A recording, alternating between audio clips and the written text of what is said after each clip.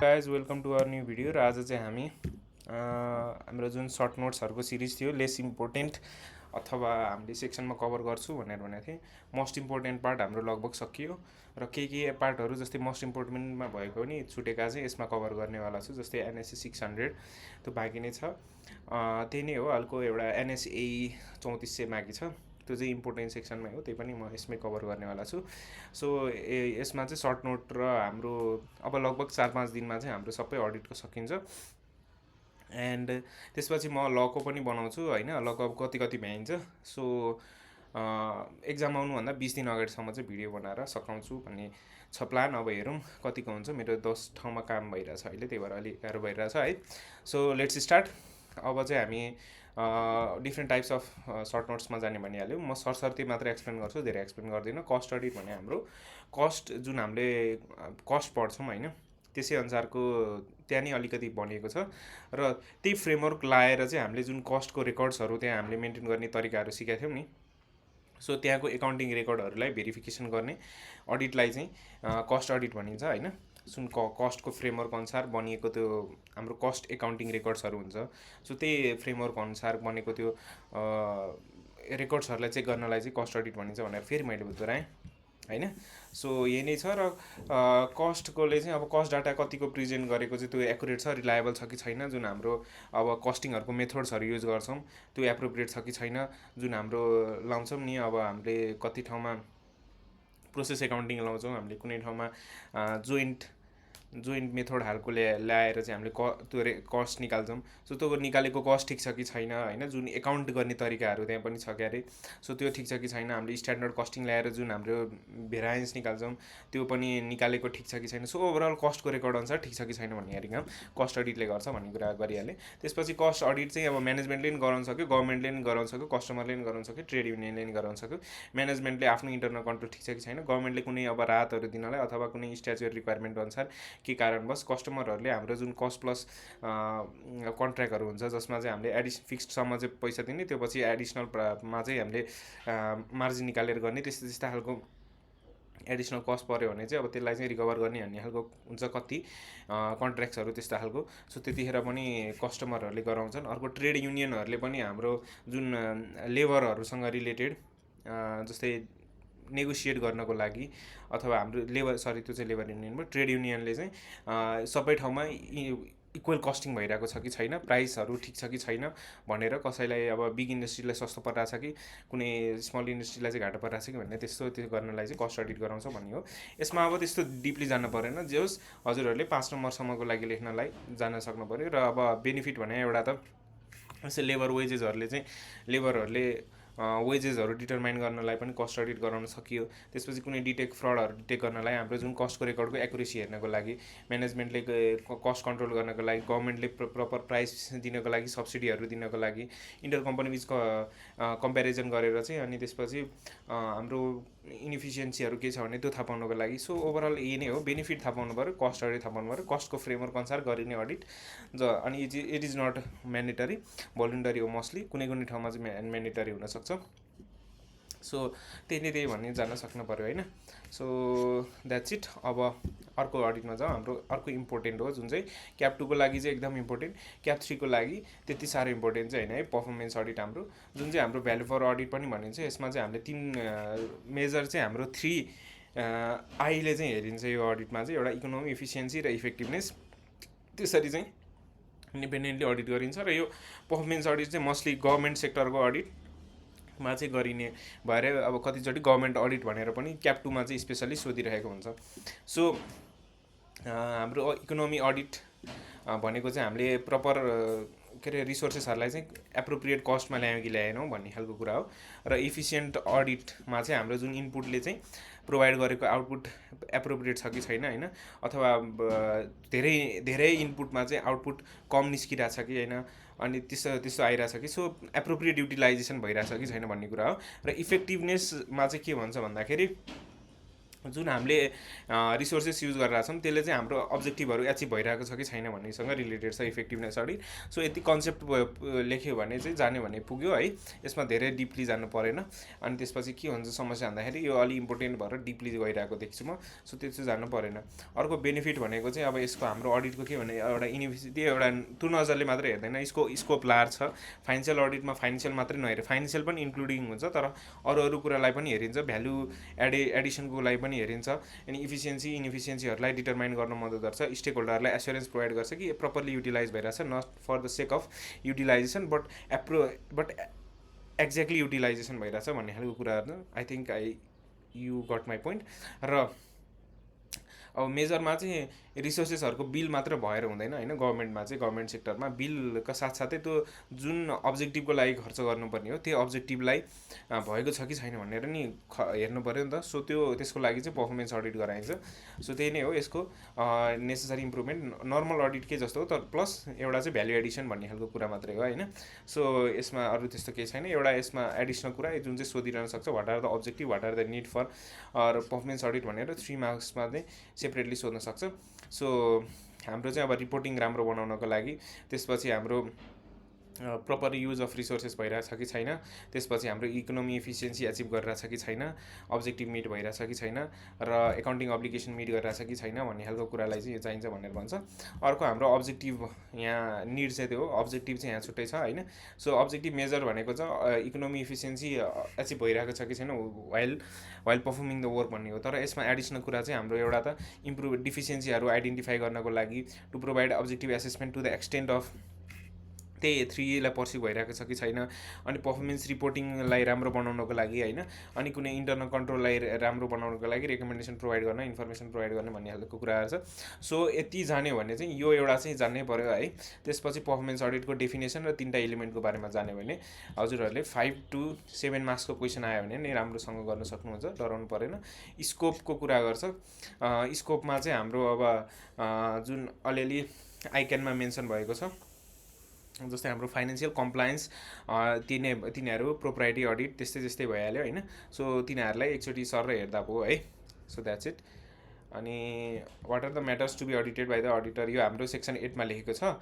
अब यो audit एक्टसँग reference गरेर पनि 1-2चोटि क्वेसन चाहिँ आएको छ है। इकोनोमी इफिसियन्सीमा हाम्रो अडिट एक्टले चाहिँ के भन्छ, अथवा अडिटरले ड्युरिङ गभर्मेन्ट अडिट के कन्सिडर गर्नुपर्छ एज पर ओएजी भनेर त्यसो सोध्न सक्छ।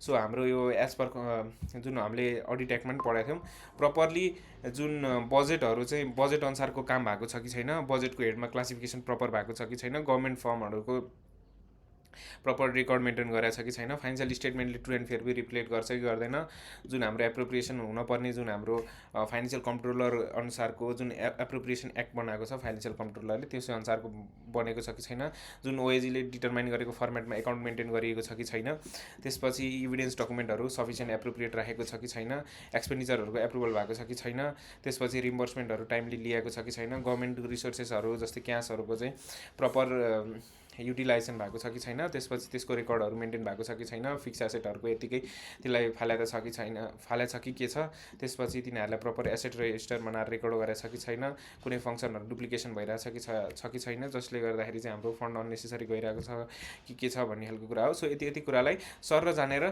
त्यहाँ पनि भनेको थिएँ मैले 8 to 10 पोइन्ट्स हजुरहरूले आफैले बनाएर लेख्यो भने पनि हुन्छ है। सर र एकचोटि चाहिँ जान्न चाहिँ पऱ्यो, त्यति हो कन्सेप्चुअली। म्यानेजमेन्ट अडिट भनेको चाहिँ म्यानेजमेन्टको वर्कको अडिट हो।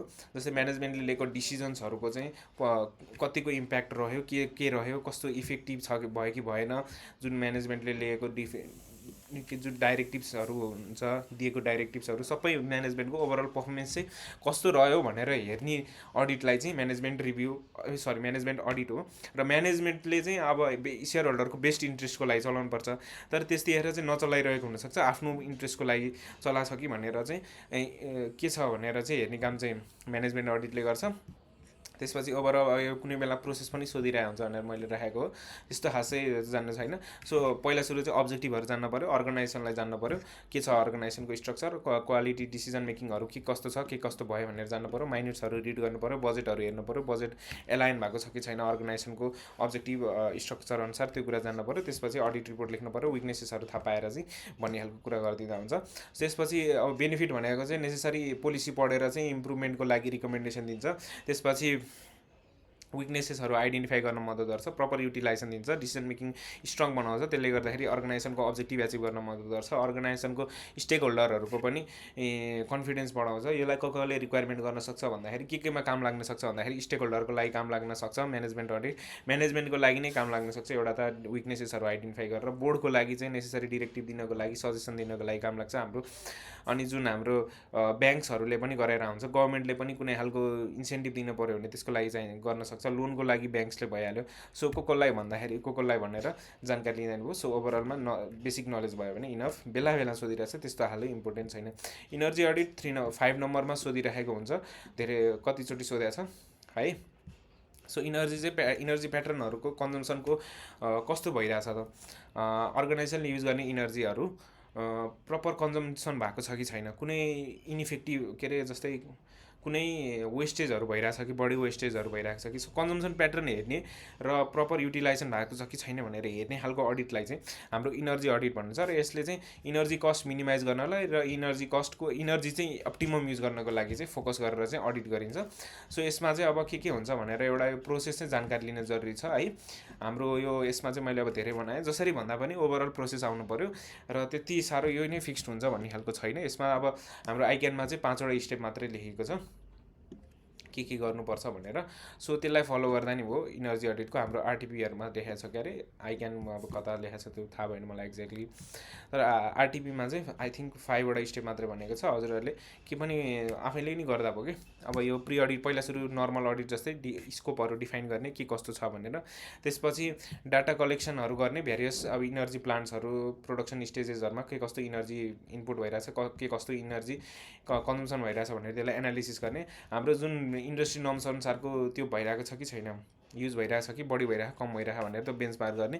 त्यसपछि इनर्जी लसेसहरू के कस्तो भइरहेछ भनेर त्यो डिटरमाइन गर्ने। त्यसपछि इनर्जी सेभ गर्नलाई चाहिँ के गरिन्छ भनेर one of the major objective of audit भनेको चाहिँ इनर्जी सेभ गर्नलाई के गर्न सकिन्छ भनेर रिकमेन्ड गर्नुपर्ने हो र पछि अडिट रिपोर्ट दिने। सो नर्मल अडिट जस्तै हो, तर यसमा चाहिँ इनर्जी लस इनर्जी कन्जम्सनको कुरा चाहिँ आउनु पऱ्यो भन्ने हो।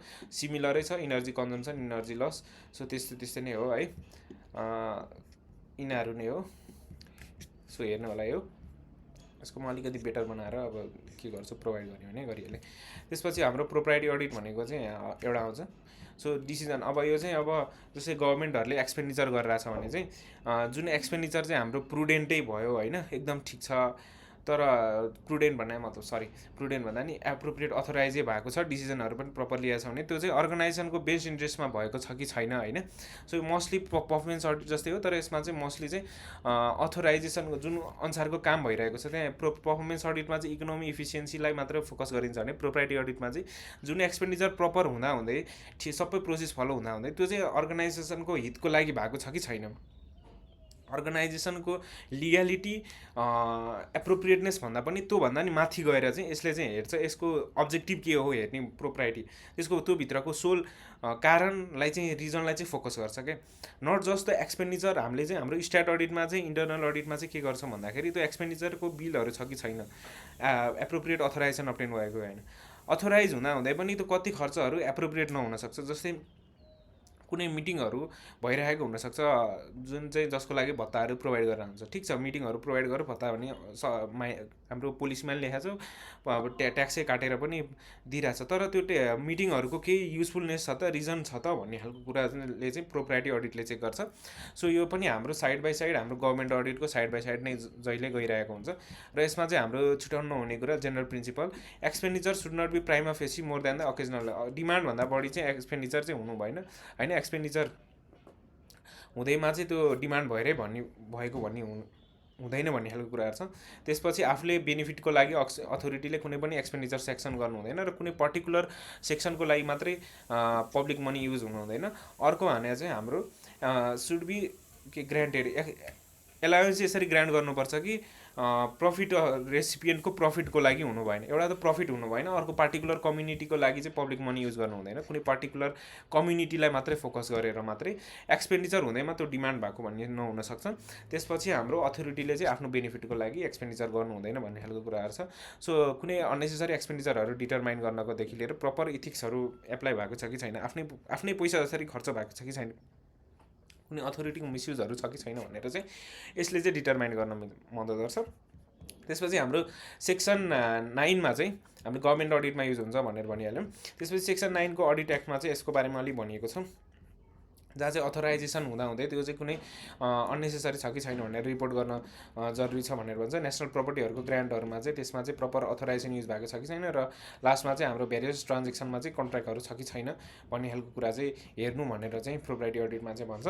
त्यसपछि अब यहाँ may or may not include irregular एमाउन्टलाई चाहिँ इन्क्लुड, यो हाम्रो लागि इम्पोर्टेन्ट छैन, यो तिनवटा चाहिँ मेजर इम्पोर्टेन्ट हो होइन।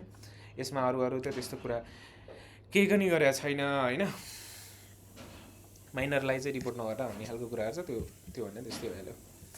त्यसपछि जोइन्ट अडिटको कुराहरू, यो चाहिँ हाम्रो सिलेबसमै खासमा नभएको कुरा हो है। यो जोइन्ट अडिटमा चाहिँ अब हाम्रो आइक्यानमा चाहिँ लेखेको छ, अब यो चाहिँ हाम्रो स्पेसल्ली इन्डियाको सेक्सनमा चाहिँ इन्डियाको आइएसएमा चाहिँ इन्क्लुडेड छ भने हाम्रो एनएसएसमा चाहिँ इन्क्लुडेड छैन है।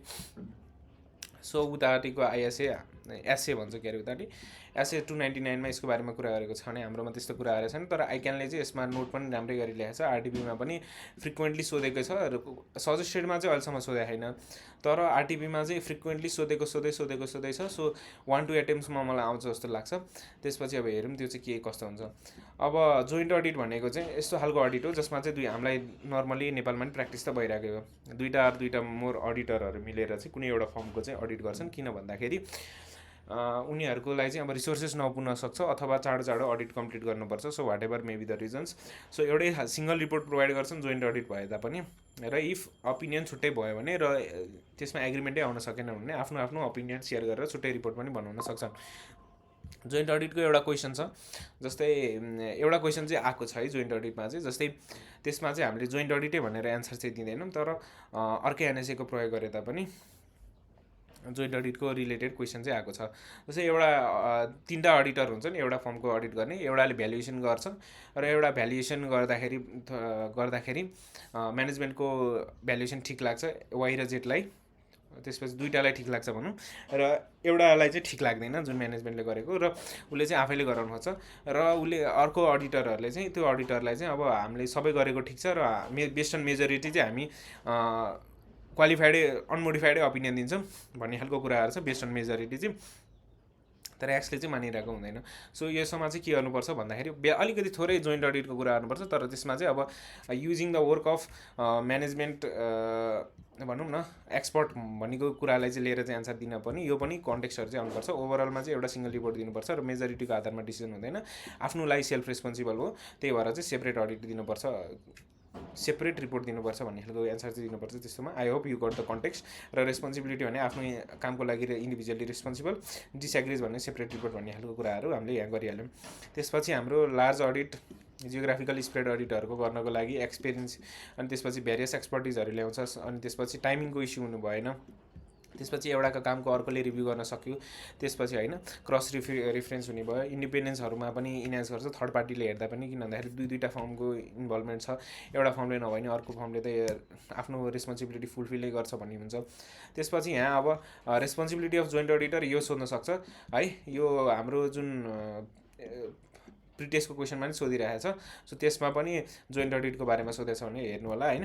त्यसपछि यदि डिफ्रेन्स अफ ओपिनियन भन्यो भने चाहिँ यहाँ अनएनिमस हुनुपर्छ अडिट ओपिनियनको लागि, मेजोरिटी डिसिजनले हुनु हुँदैन भन्ने खालको कुरालाई ध्यान दिनुपर्छ, र आफ्नो कामको लागि इन्डिभिजुअल रेस्पोन्सिबल हो, आफ्नो प्रोग्रामको लागि, आफ्नो डकुमेन्टेसनको लागि, र आफ्नो ओभरअल अजाइन्ड वर्कको रेस्पोन्सिबिलिटीको लागि इन्डिभिजुअल हो भने जुन चाहिँ वर्क डिभाइड गर्न सकिँदैन अडिट प्रोसिजरको लागि, कलेक्टिभ डिसिजनको लागि, र डिस्क्लोजर रिक्वायरमेन्ट, त्यसपछि एकअर्कालाई थाहा पाएको नलेजको लागि चाहिँ जोइन्टली रेस्पोन्सिबल हुनुपर्छ भनेर भन्छ। त्यसपछि यहाँ फङ्सन पिरियड जियोग्राफिकल रिजनको आममा जोइन्ट अडिटले वर्क डिभाइड गर्न सकिन्छ भनेर भन्छ। नाउ इआरपीको कुराहरू, इआरपी अडिट भनेको चाहिँ जहाँ चाहिँ कम्प्युटराइजहरू युज भयो, कम्प्युटराइज फ्रेमवर्कहरू युज भएको छ भने त्यतिखेर चाहिँ इडिपी अडिट गरिन्छ, इलेक्ट्रोनिक डेटा प्रोसेसिङ अडिट।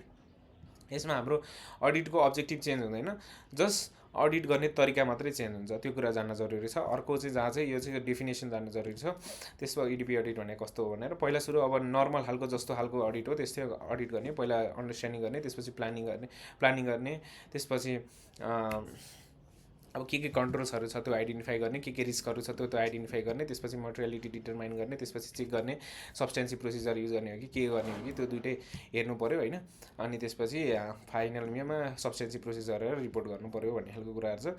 यहाँ अब दुई तिनवटा खालको छ, अडिटिङ एराउन्ड, अडिटिङ थ्रु भन्ने खालको कुराहरू छ, जुन हाम्रो ब्ल्याक बेस र जुन हाम्रो ब्ल्याक बक्स र व्हाइट बक्स एक्ज्याक्ट त्यही वर्ड होला सायद। सो त्यही दुईवटा हो, जसमा चाहिँ जस्तै ब्ल्याक बक्समा चाहिँ बिचको पार्ट कालो भन्ने खालको कुरा गरेको हो, जसमा चाहिँ हामीले प्रोसेसिङलाई चेक गर्दैनौँ, इनपुट आउटपुट ठिक छ कि छैन भनेर मात्रै चेक गर्छौँ, सिम्पल सिस्टमको लागि काम गर्छ। हामीले चाहिँ अब व्हाइट बक्समा चाहिँ सबैलाई इन्टरनल लजिकदेखि लिएर सबैलाई चेक गर्छौँ, त्यो ठिक छ कि सिस्टम ओभरअलले सिस्टमले जेनेरेट गरेको अडिट ठिक छ कि छैन भन्ने खालको कुराहरू छ। सो विथ द कम्प्युटरको चाहिँ अब अर्कै यो परेन। त्यसपछि यो दुईवटा मेजर हो। त्यसपछि हाम्रो यसले चाहिँ रिलायबिलिटी छ कि छैन भन्ने खालको कुरा गर्छ, यो आइटी जेनरलमा ठिक छ कि छैन भन्ने खालको कुराहरू छ। लार्ज भोल्युम अडिटमा चाहिँ काम लाग्छ भन्ने खालको कुराहरू, विकनेसेसहरू आइटी गभर्नेन्स के कस्तो छ भन्ने खालको ओभरअल कुराहरू छ भन्ने कुरा हो। सो इडिपी अडिटको लागि त्यति जान्दा हो। त्यसमा हाम्रो धेरै कुरा लेखिएको छ, हाम्रो जुन त्यो चाहिँ हाम्रो एमआइसिएसको अलिअलि नलेजले नि गर्न सकिन्छ। सो यति नै हो, हामीले अब ओभरअल अडिट गरिहाल्यौँ। कस्ट अडिट भनेको चाहिँ हाम्रो कस्ट भेरिफिकेसनसँग, पर्फर्मेन्स भनेको इकोनोमी, प्रोप्राइटी र पर्फर्मेन्सको बारेमा डिफ्रेन्स जान्नु होला।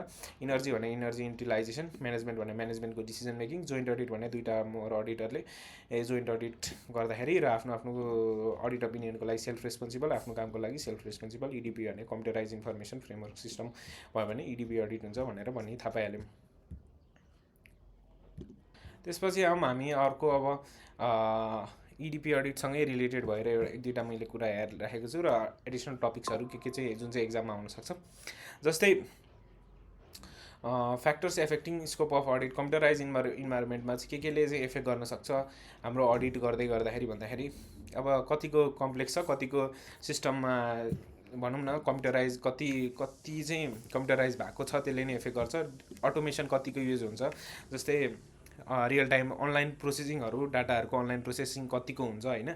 सो त्यसले नि धेरै अटोमेसन आफैले सिस्टमले धेरै आफै काम गर्ने हो भने त्यतिखेर चाहिँ हामीले बडी वर्क गर्नुपर्छ, अडिट ट्रायलहरू हेर्नुपर्छ नि त। सो अडिट ट्रायल यसले रिड्युस गर्ने भएकोले त्यसलाई चाहिँ अलिक फोकस गरेर हेर्नुपर्छ है। साइज अफ द इन्टिटीलाई कन्सिडर गर्नु पऱ्यो। इन्टरनल कन्ट्रोल कतिको स्ट्रङ छ, अडिट ट्रायलहरू जस्तै कम्प्लेक्स सिस्टम कम्प्लेक्स भयो भने अडिट ट्रायल चाहिँ प्रोभाइड गर्न सकिन्छ कि हेर्न सकिन्छ कि भन्ने खालको त्यो छ कि छैन। सेग्रिगेसन अब मोस्टली सिआइएस इन्भाइरोमेन्टमा ड्युटिजहरूको सेग्रिगेसन हुँदैन, किन भन्दाखेरि एउटै पार्टीले नै भेरियस रेस्पोन्सिबिलिटी लिने भएकोले कि सेग्रिगेसन अफ ड्युटी चाहिँ एकदम कम हुन्छ। त्यसपछि डेटा रिटेन्सनको पोलिसिजहरू के छ, कति वर्षसम्म रिटेन्सन गर्ने हो, क्याट्सहरूको प्रयोग गर्न मिल्छ कि मिल्दैन। हामीले computer assisted tools and techniques भन्ने थाहा छँदैछ क्याट भनेको, जुन चाहिँ हामीले अडिटमा युज गर्छौँ सिस्टमहरू चेक गर्नको लागि, अडिट ट्रायलहरू लिनको लागि चाहिँ। सो हाम्रो अडिट टिमसँग के कस्तो छ, लिगल टिमले स्कोप, हाम्रो अडिट टिमसँग कतिको स्किल छ र लिगल फ्रेमवर्कले चाहिँ हामीलाई के गराउन लाउँछ कि केही प्राइभेसीहरूसँग रिलेटेड एडिसनल रेस्पोन्सिबिलिटी कुरा गराउन लाउँछ कि भन्ने कुरा हो। अर्को त्यहाँ मैले छुटेको ट्याक्स अडिट थियो होइन, त्यो एकैछिन भनौँला। त्यसपछि हामी नोस्टो भोस्टोमा नि होइन, यहाँ एउटा छ जस्तो लाग्छ अझै इडिपी अडिटसँग related. General control types of CS environment हुने कस्तो खालको कन्ट्रोल्स भनेर चाहिँ यो चाहिँ एकदम इम्पोर्टेन्ट। यो चाहिँ हाम्रो कन्ट्रोलमा सोधिहाल्यो भने यही नै सोध्छ, रिपिटेडली सोधिरहेको छ। जस्तै जेनरल कन्ट्रोल र टु टाइप्स अफ कन्ट्रोल हुन्छ, जेनरल कन्ट्रोल र यो चाहिँ इन्टिटी वाइड ओभर कन्ट्रोल जस्तो हो, र यो चाहिँ एप्लिकेसन कन्ट्रोल। एप्लिकेसन कुनै इन्डिभिजुअल एप्लिकेसनसँग मात्रै रिलेटेड, एप्लिकेसन चलाउँदाखेरि ओभरअल अर्गनाइजेसनमा आउने कुनै खालको जस्तै सबै खालको सिस्टमलाई चाहिँ जेनरल कन्ट्रोलले चाहिँ कभर गर्छ।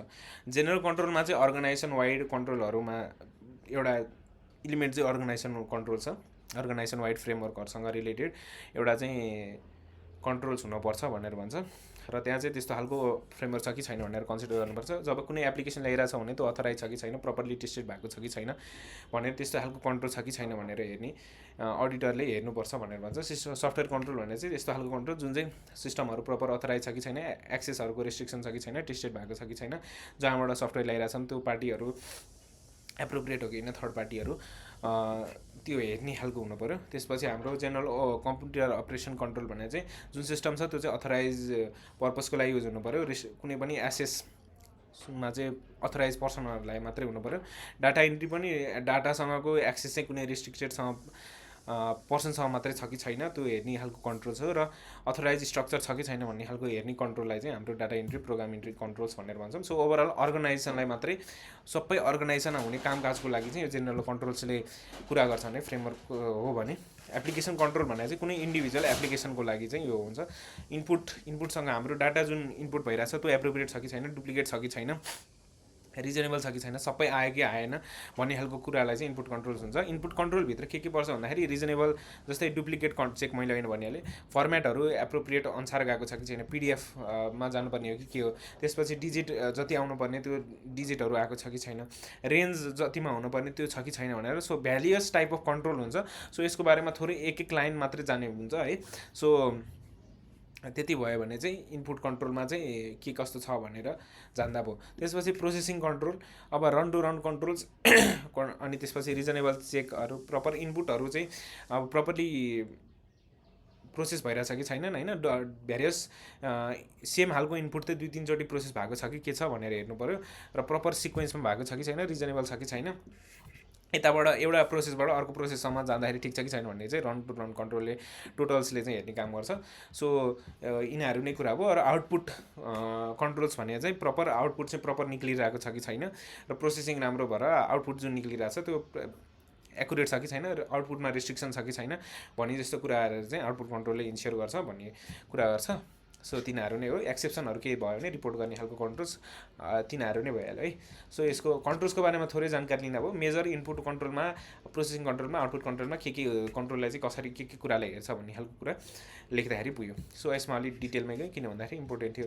आइटी इन्भाइरोमेन्टमा रिस्क के हुन्छ, सिमिलर एउटै ट्रान्जेक्सनलाई युनिफर्म ट्रान्जेक्सन हुनसक्छ, त्यही भएर कुनै पनि ट्रान्जेक्सनहरू अनडिटेक्टेड हुन सक्ने चान्स हुन्छ। एउटा ट्रान्जेक्सन बिग्रियो भने ओभरअल त्यहाँबाट हुने ट्रान्जेक्सन सबै बिग्रियो, किन भन्दाखेरि एउटै प्रोसेसमा काम गर्छ नि त हाम्रो जुन।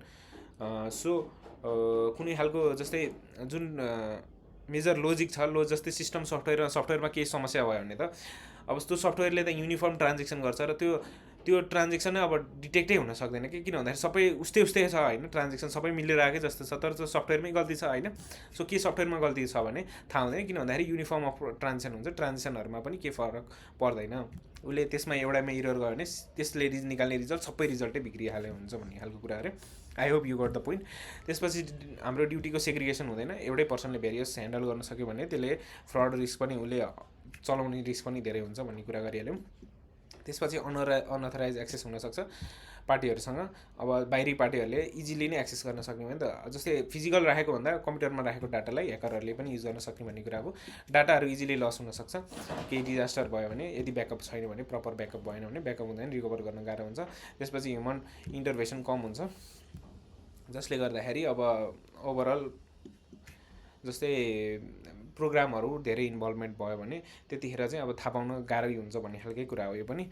र अडिट ट्रायल थाहा हुँदैन होइन, अडिट गर्नलाई गाह्रो हुन्छ, त्यहाँबाट निकालेको रिजल्टहरूलाई भेरिफाई गर्न गाह्रो हुन्छ। साइबर सेक्युरिटी थ्रेटहरू भेरिएसन आउँछ। त्यसपछि हाम्रो डिपेन्डेन्स अन थर्ड पार्टी भने जस्तै कम्पनीहरूले कतिचोटि क्लाउड होस्टिङहरूको लागि किन्नुपर्छ क्या, अनि त्यही भएर त्यसले गर्दाखेरि चाहिँ अब जस्तै कुनै बेला सर्भरको त्यो रेन्जको लागि नि किन्नुपर्छ जस्तो लाग्छ, त्यो ओभरअल किन्न पऱ्यो कि कुराहरू किन्न पऱ्यो क्लाउड होस्टिङकोदेखि लिएर। सो त्यसको लागि चाहिँ थर्ड पार्टीमा रिलायन्सपट्टि हुनु पऱ्यो। त्यसपछि सिस्टम जेनेरेटेड डेटाहरू डाइरेक्ट रिपोर्ट त्यो हुन्छ कि जेनेरेट हुन्छ, त्यसले गर्दाखेरि त्यो अब रिभ्यू कतिचोटि नभएपछि बिग्रिने चान्स पनि हुनसक्छ, त्यहाँ सबै ठिक हुन्छ भन्ने हुँदैन भन्ने खालको कुरा गर्यो।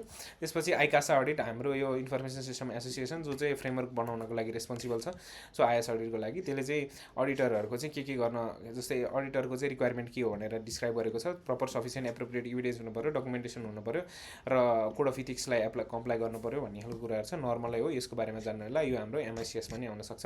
सो यति नै हो। र हामीले चाहिँ अब एडिसनल टपिक्सहरू चाहिँ अब यहाँ मैले सर कभर गरेँ होइन। ट्याक्सको अनुसार गर्ने अडिटलाई चाहिँ ट्याक्स अडिट भनिन्छ, एकदम simple, that is perform as per the tax भन्दाखेरि पनि भयो। र त्यसले चाहिँ के चेक गर्छ भन्दाखेरि बुक्स अफ एकाउन्टले जुन देखाइरहेछ एमाउन्ट, त्यो चाहिँ प्रपरली मेन्टेन, त्यो चाहिँ एप्रोप्रिएट इन्कम हो कि होइन भनेर भेरिफिकेसन गर्ने काम चाहिँ हाम्रो अडिटरको हो, यदि ट्याक्स अडिट अनुसारै गर्नु पऱ्यो भने। त्यसपछि जुन हाम्रो रेकर्ड्सहरू चाहिँ प्रपरली हाम्रो जुन NX 5 मा चढाउँछौँ त्यो चढाएको रिपोर्टहरू जुन प्रोभाइड गरेको डिटेल्सहरू चाहिँ प्रपर छ कि छैन भनेर रिपोर्टेड इन्फर्मेसन आर एप्रोप्रिएट भन्ने कामको भेरिफाई गर्नु काम पनि अडिटरकै हो। त्यसपछि भेरियस कम्प्लायन्सेसहरू चाहिँ गर्न त परिहाल्यो। त्यसपछि इन्कम ट्याक्स एक्ट अनुसार हामीले ट्याक्स अडिट गर्छौँ र 1 करोडभन्दा माथिको लागि चाहिँ हाम्रो भेरिफिकेसन गराउनु पर्ने भन्ने खालको प्रोभिजन राखिएको छ होइन, कुनै पर्सनबाट। त अब अडिटरै हुनुपर्छ भनेर चाहिँ त्यहाँ त्यसरी तोकेको छैन, त प्रोफेसनली क्वालिफाइड पर्सनबाट चाहिँ भेरिफिकेसन गराउनुपर्छ भन्ने खालको कुरा गरेको छ। सो त्यति नै हो है। र नोस्ट्रो भोस्ट्रो एकाउन्ट भनेको चाहिँ अब बाहिरी देशमा भएको एकाउन्ट अथवा हाम्रो देशमा चाहिँ विदेशीहरूको एकाउन्टलाई चाहिँ नोस्ट्रो भोस्ट्रो एकाउन्ट भन्न खोजिएको हो। सो इन्टरब्याङ्क फरेन करेन्सी एकाउन्ट्सहरू हो होइन नोस्ट्रो भोस्ट्रो एकाउन्ट भने चाहिँ। र यसलाई चाहिँ अब यो चाहिँ यो रिसेन्टली चाहिँ सोधिरहेछ र हाम्रो फाइनेन्समा पनि सोधिरहेको हुन्छ, यो अडिटमा नि सोधिरहेको हुन्छ है, बेला बेला हाम्रो पालामा आएको थियो। भी भने यसलाई सजिलो चाहिँ भी कन्फ्युज हुन्छ है एक्जाममा गएर यो एकदम। एन भनेको जस्तै नो हो, नोलाई केले जनाउँछ, नो इज इक्वल्स टु 0 होइन त, नो भन्ने बित्तिकै 0। सो 0 ओ भने 0 भने ओसँग related. So our account with your bank, V भने चाहिँ वाइ जस्तो छ नि भी भने।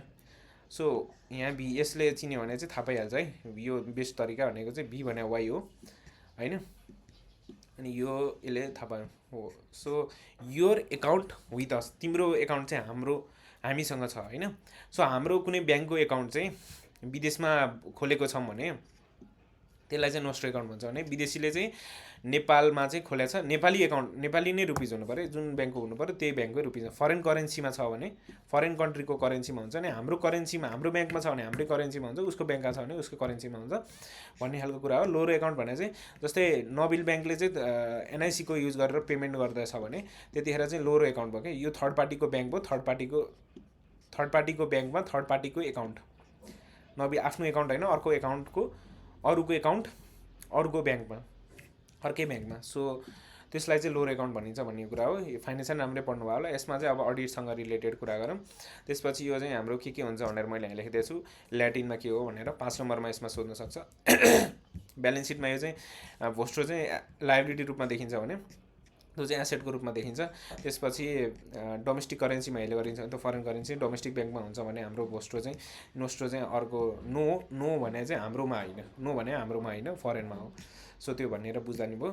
त्यसपछि एक्जाम्पल छँदैछ, बुझ्न मन लाग्यो भने यसमा कम्पेरिटिभ पनि दिइहालेको छु, मेजर कुरा बुझाइदिइहालेँ मैले। यसमा अर्को कुरा चाहिँ के जान्नु पऱ्यो भने राष्ट्र ब्याङ्कको के कुरा छ, 1-2टा त्यो कुरा जान्नु भयो। जस्तै राष्ट्र ब्याङ्कले चाहिँ फरेन करेन्सीसँग गभर्न गर्छ, त्यो मेन्टेन गरेको छ कि छैन होइन, ओपनिङ मेन्टेन्स एकाउन्टहरूको इन्फर्मेसन राष्ट्र ब्याङ्कलाई प्रोभाइड गरेर राखेको छ कि छैन। अनि त्यसपछि ड्यु डिलिजेन्सहरू फरेन करेस्पोन्डेन्टहरूसँगको जुन हाम्रो ड्यु डिलिजेन्सहरू प्रोसिजर रेकमेन्ड गरेको छ AML अनुसार त्यो फलो भइरहेछ कि छैन भन्ने खालको कुरा सबै गर्नु पऱ्यो भनेर भन्छ।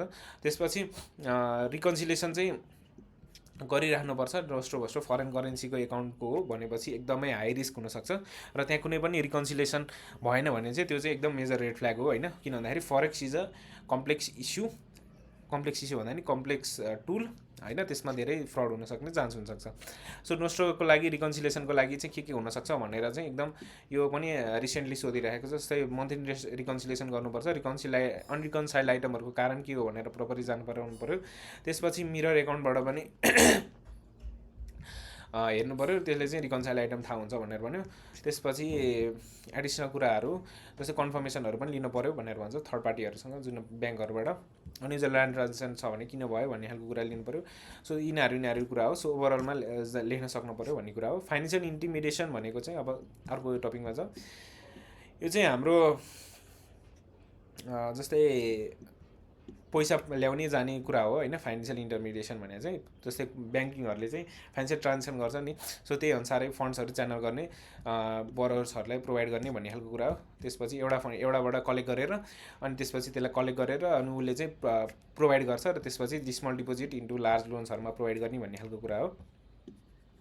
सो यो चाहिँ मेजर ब्याङ्कको फङ्सनै जस्तो हो नि त, हाम्रो लोन प्रोभाइड गर्ने खालको, त्यसपछि फाइनेन्सियल सर्भिसेस दिने खालको। सो यसमा चाहिँ के फङ्सनलाई कुरा फोकस गरेको छ भन्दाखेरि ब्याङ्कहरूले पहिला सुरु कलेक्ट गर्छन्, मोबिलाइज, त्यो मोबिलाइजलाई चाहिँ भेरियस बिजनेसहरूलाई दिन्छन् र त्यसबाट चाहिँ उनीहरूले इन्ट्रेस्ट कमाउँछन्। इन्ट्रेस्ट कमाएपछि र त्यो इन्ट्रेस्ट पनि प्रोभाइड गर्छन् जुन पैसा डिपोजिटरहरूलाई। सो ओभरअल त्यसैको बारेमा चाहिँ कुरा गर्छ होइन। सो यसले चाहिँ यो चाहिँ बिचमा बसेर चाहिँ अब ब्याङ्क भनेर त एकदम रिलायबल मान्छे हो नि त। सो यसले चाहिँ पैसा प्रोभाइड गर्नलाई चाहिँ मद्दत गर्छ होइन। किन भन्दाखेरि अब उसले रिकभर पनि गर्न सक्छ राम्ररी, उसले इन्ट्रेस्ट पनि प्रोभाइड गर्न सक्छ, इन्ट्रेस्ट पनि लिन सक्छ, सेभरहरूलाई पनि रिलायन्स भन्ने कुरा मात्रै हो। अब ब्याङ्कसँगको रिलेटेड रिस्क पनि एकदम आरटिपीहरूमा एकदम सोधिरहेको छ र एक दुईचोटि हाम्रो अडिटमा नि सोधेको छ। सो यो पनि जान्न जरुरी छ। जस्तै ब्याङ्किङ रिस्कहरू, एउटा त क्रेडिट रिस्क भने चाहिँ के हो भन्दाखेरि बरोवरले पैसा नदिने, मार्केट रिस्क भने हाम्रो भेरियस मुभमेन्टहरू, इन्ट्रेस्टहरूको रेट, फरेन एक्सचेन्जको रेट भइरहेको छ, त्यसले गर्दाखेरि हाम्रो जुन एसेटमा चाहिँ फरक पर्छ। अर्को लिक्विडिटी रिस्क भनेको चाहिँ जुन हामीले पेमेन्ट गर्न नसक्नु, जसले गर्दाखेरि ब्याङ्क रनहरूको पनि कुरा हुनसक्छ। भेरियस लिगल कम्प्लायन्सहरू रिस्क हुनसक्छ। जस्तै राष्ट्र ब्याङ्कले सिआरआरको रेटहरू चेन्ज गरेर राख्न सक्छ, त्यो भयो। त्यसले गर्दाखेरि त्यसलाई फलो गरेर राख्नु पऱ्यो। कम्प्लायन्स डिरेक्टिभसँग कम्प्लाइन गऱ्यो भने नै एकैचोटि त्यो नै आइहाल्यो होइन, गाह्रो पर्छ नि त अपरेसनमा। एउटा रेपुटेसन रिस्क, इजिली ब्याङ्कहरू इजिली नै त्यो हुन सक्छन्, के अरे जस्तै ब्याङ्क रनमा जान सक्छन्। किन भन्दाखेरि अलिकति पनि अर्को पैसा लिएको छ भने, अर्को अलिकति पनि गलत कुरा आयो भने त्यो त इजिली जाती भइहाल्यो होइन। अर्को इन्ट्रेस्ट रेट रिस्क भइहाल्यो, जुन हाम्रो इन्ट्रेस्ट रेट बढिहाल्ने घट्ने खालको कुरा भयो। सो यिनीहरू नै भयो अपरेसन रिस्कहरूसँग, ब्याङ्किङ रिस्कहरूसँग।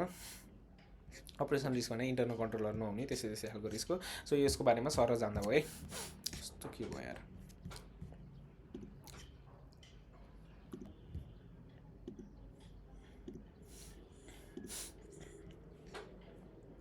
सो अब एउटा एडिसनल कुरा गरे ब्याङ्किङ रिस्कमा, अपरेसनल रिस्कहरू के हुनसक्छ भन्दाखेरि इन्टरनल कन्ट्रोलहरू चाहिँ विक हुनसक्यो, एउटा त प्रपर डकुमेन्टेसनहरू नहुनसक्यो, प्रोसिजरहरू आउटडेट हुनसक्यो, पिपुलहरूले नै त्यसमा कोलोजन गरेर कुनै खालको इररहरू, फ्रडहरू गर्न सक्यो।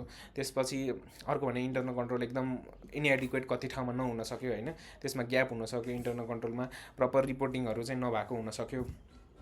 अर्को भनेको हाम्रो रेगुलेटरीहरूले प्रोभाइड गरेर राख्छन् डाइरेक्टिभ्सहरू, त्यो फलो नगरे हुनसक्यो। आउटसोर्सिङहरू गर्दाखेरि के रिस्क आउन सक्यो, जस्तै पार्टीहरूले चाहिँ उनीहरूले चाहिँ फलो नगरे हुनसक्यो होइन, कति कम्प्लायन्सहरूको कुराहरू। सो भेरियस जस्तै टेररिजमहरूकोले गर्दाखेरि जुन हाम्रो लुट्ने सक्ने चान्सेसहरू भयो, सो त्यसले नै रिस्क आउन सक्छ। त्यो यसले यस्तो खालको अपरेसनल रिस्क चाहिँ हुनसक्छ भन्ने खालको कुरा हो होइन। सो त्यसलाई एकचोटि हेर्नु होला। र ब्याङ्कको अडिट चाहिँ अर्को अडिट भन्दा किन फरक पर्छ भनेर नि सर जान्नु। किन भन्दाखेरि यसमा ह्युज एमाउन्ट अफ फन्डहरू चाहिँ बाहिरबाट मान्छेहरूले इन्भेस्ट गरेका हुन्छन्। त्यसपछि यसमा लिभरेज पनि हाई एकदम हुन्छ, डेप्टहरू एकदम धेरै हुन्छ होइन, डेप लिने पनि काम धेरै भइरहेको हुनसक्छ। त्यसपछि एकदम हेभिली रेगुलेट भएको हुन्छ राष्ट्र ब्याङ्कबाट। त्यसपछि अर्को हाम्रो भेरियस रिस्कहरू हुन्छ, नर्मल कम्पनीलाई भन्दा यसमा त धेरै हुन्छ नि। जस्तै ऐन हामीले रिस्कहरू पढिहाल्यौँ, क्रेडिट रिस्कहरू, मार्केट रिस्कहरू, अपरेसनल रिस्कहरू भेरियस हुन्छ, लिक्विडिटी रिस्कहरू। त्यसपछि आइटीहरूमा पनि भेरियस डिपेन्डेन्ट हुन्छ र ट्रान्जेक्सनहरू धेरै ठुलो ट्रान्जेक्सन गर्नुपर्छ। अरू नर्मल ट्रान्जेक्सन भन्दा हामीले धेरै ठुल्ठुलो ट्रान्जेक्सन गर्नुपर्छ र जियोग्राफिकली फैलिएको हुन्छ, विदेशमा पनि ट्रान्जेक्सन गर्नुपर्छ, फरेक्समा डिल गर्छ, त्यही भएर पनि हो। त्यसपछि हाम्रो मेजर भनेको अब्यालेन्स सिट आइटमहरू पनि हुन्छ कतिचोटिहरू, जस्तै करेस्पोन्डेन्ट ब्याङ्कहरूसँग कन्टिजेन्ट लाइबिलिटिज, भेरियस एलसीजहरू खोले हुन्छ, ग्यारेन्टिजहरू हुन्छ। सो त्यही भएर चाहिँ यो अडिट एकदम बुझ्न जरुरी हुन्छ, अलिकति फरक हुन्छ भन्ने कुरा हो। र अब सर्ट टपिकहरूको बारेमा कुरा गरौँ। जस्तै हाम्रो अडिट नोटबुक भनेर चाहिँ हामीले अडिट गर्दा गर्दै के कुराहरू टिपेर पछि कुरा गर्ने गर्छौँ नि, त्यही नै हो अडिट नोटबुक भने चाहिँ। एउटा नोटबुक जहाँ चाहिँ हामीले अडिट इस्युजहरू टिप्छौँ र त्यसमा चाहिँ त्यो क्वेरिजहरूलाई चाहिँ रिजल्भ नभएसम्म चाहिँ हामीले चाहिँ म्यानेजमेन्टलाई सोधेर चाहिँ अनि पछि रिजल्भ गर्छौँ। त्यस्तोलाई टिप्नेलाई एउटा रेकर्डलाई चाहिँ एउटा नोटबुक भन्ने गर्छौँ होइन।